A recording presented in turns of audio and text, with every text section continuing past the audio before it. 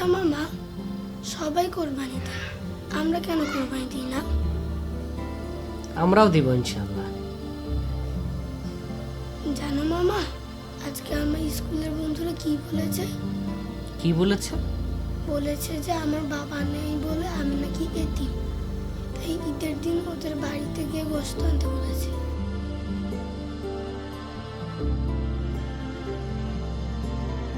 রাফিক, পড়াশোনা না করে কি হচ্ছে?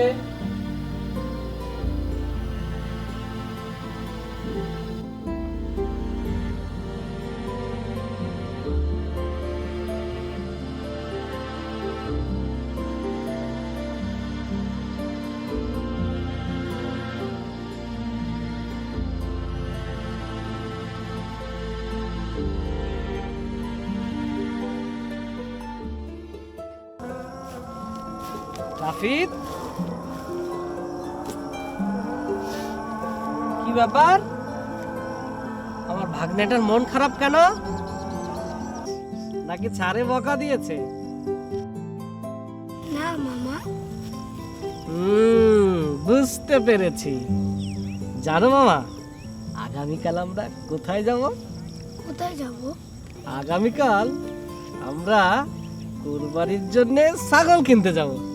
সত্যি? সত্যি। এখন চলো, সন্ধ্যা হয়ে গেছে, তাড়াতাড়ি বাড়িতে যাই। আম্মু অনেক চিন্তা করছে তোমার, চলো।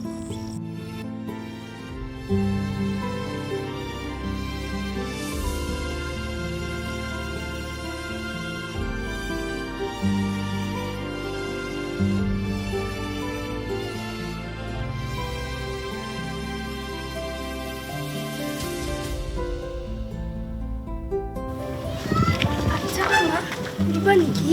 কুরবানি কুরবানি হচ্ছে আমাদের জাতির পিতা হযরত ইব্রাহিম আলাইহিসসালাম একদিন স্বপ্ন দেখলেন তিনি তার পুত্র ইসমাইলকে আল্লাহর রাস্তায় জবাই করছেন। আর নবীদের স্বপ্ন যেহেতু সত্যি এবং সেটা হচ্ছে সরাসরি আল্লাহর আদেশ, এজন্য তিনি ঠিক করলেন তার পুত্র ইসমাইলকে তিনি আল্লাহর রাস্তায় কোরবানি করবেন। তারপর ইসমাইলকে বললেন, হে পুত্র, আমি স্বপ্ন দেখেছি যে তোমাকে জবেহ করছি, এই বিষয়ে তোমার অভিমত কি? তখন ইসমাইল বললেন, পিতা, আপনাকে যা আদেশ করা হয়েছে তা পালন করুন। আল্লাহর ইচ্ছায় আপনি আমাকে ধৈর্যশীলদের মধ্যে পাবেন।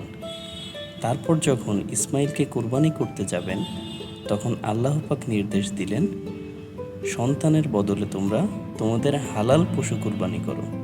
তখন থেকে আমরা মানে মুসলমানদের উপর এই কুরবানি করাটা ওয়াজিব হয়ে যায়। কি খবর রফিক ভাই, ছাগল কিনবা নাকি? হ শফিক ভাই, এই ভাগ্নে আমার ইচ্ছা করছে কুরবানি দিব, কিন্তু বাজারের যে দাম তাতে মনে হয় না ছাগল আর কুরবানি দেওয়া হইব। ইয়াতিম পোলা কুরবানি দেয়া কি হইব? আর এমনিতে তো অনেক গোস্ত পাইব। যাই হোক, তো টাকা কত নিয়ে আইছো? আনছিলাম তো 7,000। 7,000 টাকা নিয়ে আইছো? এই টাকা দিয়ে কি হইব? এই টাকা দিয়া এই ছাগলের ঠ্যাংও পাইবা না। হ্যাঁ রফিক ভাই, এদিকে আসেন।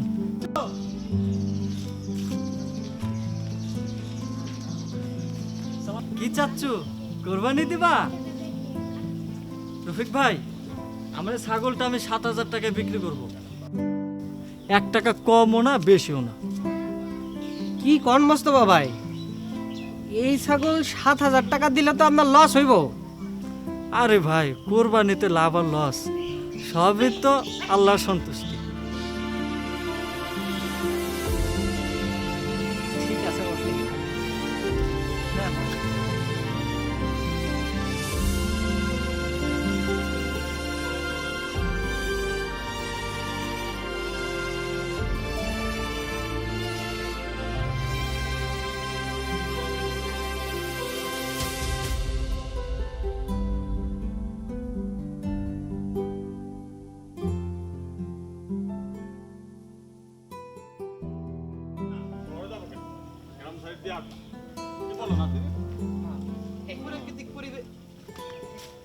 আরে রফিক, ছাগল নিয়ে কই যাইতেছ?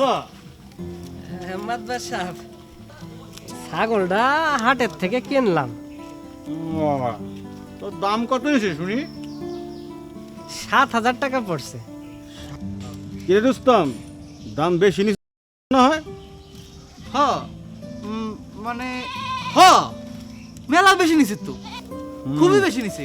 রফিককে তো ঠকাইছে একদম। দাদু, ছাগলটা কি সুন্দর দেখতে। তাই নাকি?